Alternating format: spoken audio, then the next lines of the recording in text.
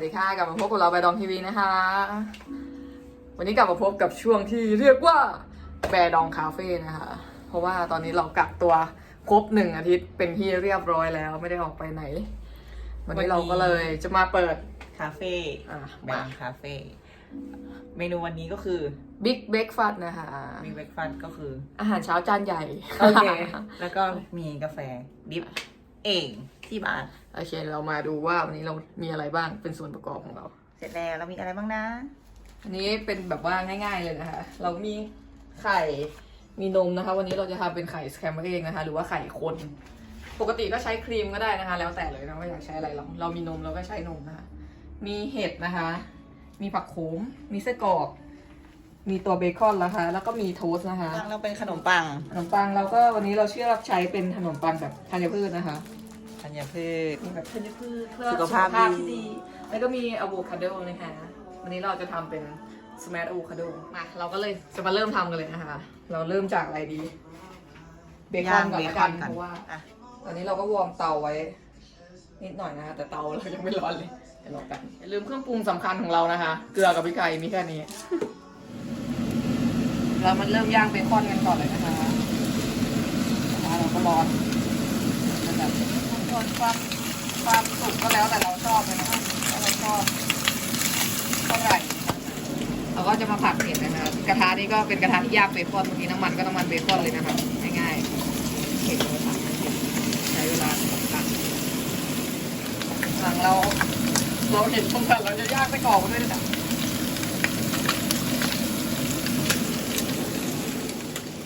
ระหว่างที่เราย่างเบคอนอยู่เดี๋ยวเราจะมาสแนปอะโวคาโดกันนะจ๊ะ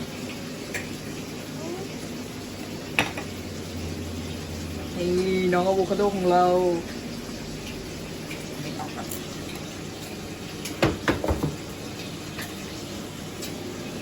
เพื่อให้ง่ายนะคะ เราก็เลือกอะโวคาโดที่มันสุกแล้วก็เราก็ช่วยมันในการทำให้มันเล็กนิดนึงมันจะได้แบบว่าบดง่ายเราจะมาสแมชอะโวคาโดนะคะปรุงรสหน่อยนะคะแค่เกลือพริกไทยแล้วก็มะนาวนิดหน่อยชอบเค็มก็ใส่กันเข้าไปนะจ๊ะจะบีบมะนาวนะคะเพิ่มรสชาตินิดหน่อยบางคนเขาก็ใส่น้ำมันมะกอกหรือบางที่ก็ใส่เหมือนผักชีผักพาสลีย์ลงไปนะคะเพื่อรสชาติแต่เราไม่ใส่นะเราแค่นี้พอมาเสร็จแล้วทำไงจะได้ออกมาเป็นหน้าตาประมาณนี้นะคะที่เราทำไปแล้วของเราก็สุกได้ระดับหนึ่งเดี๋ยวเรามาปรุงรสกันหน่อยนะคะใส่เกลือพริกไทยเพิ่มความหอม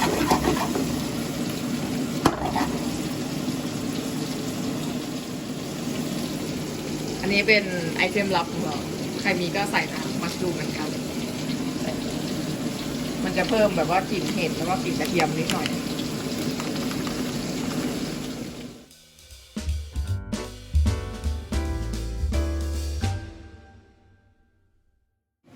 อันนี้ไม่ต้องตั้งให้มันร้อนมากนะอันนี้ร้อนไปหน่อย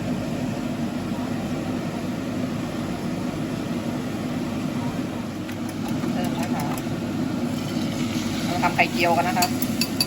เจียวโคตรเยอะเลยใช้นี่นะคะไม้พายแล้วค่อยคนเข้าไปเรื่อยๆคนข้างล่างจะให้เขาสุกเกือบได้ที่แล้วนะคะ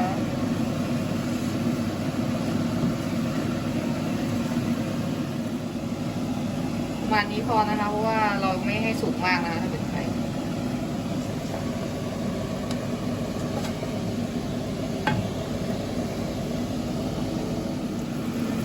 จะมาผัดผักโขมกันนะคะใส่ไปเลย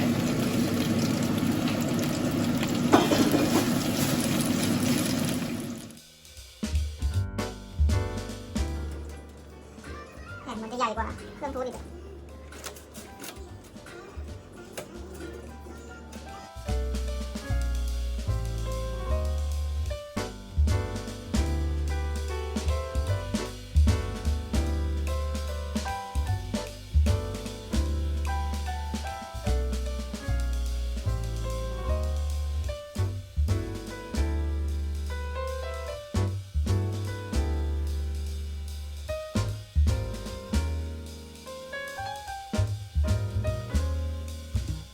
อาหารของเราได้แล้วนะจ๊ะถึงเวลากาแฟของเราเดี๋ยวเราจะมาดริปกาแฟกันสดๆเลย ดื่มกาแฟ นี่นะคะ มันก็มีเครื่องนี่โดยมีแค่นี่นะคะแค่เครื่องตัวนี้ดริปแล้วก็กระดาษดริปของเขานะคะ จริงๆมันต้องชั่งน้ำหนักด้วยแต่เราไม่ชั่ง จริงๆมันต้องชั่งน้ำหนักเวลาน้ำผ่านอะไรเยอะแยะมากมายนะคะ แต่เราแบบว่าง่ายๆกลัวมี ตามความเข้มนี่ใส่หม้อ โอเค แล้วว่าอุปกรณ์เรากระหลงโป้งมาก เสร็จแล้วก็เทน้ำไปนะคะ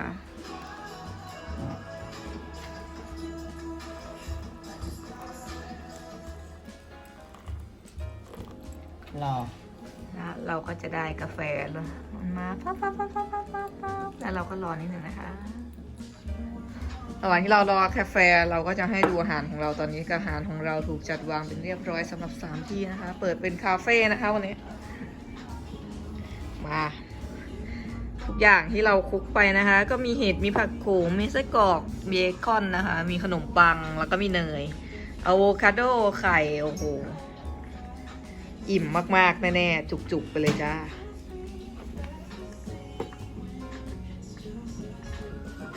มาเราก็จะมาเริ่มทานกันเลยนะคะนี่สแวตอะโวที่เราทำมาปาดไปเลยจ้ะ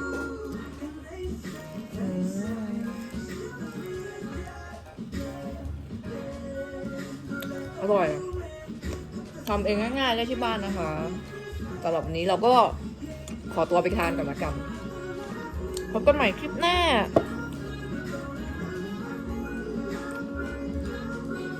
เอา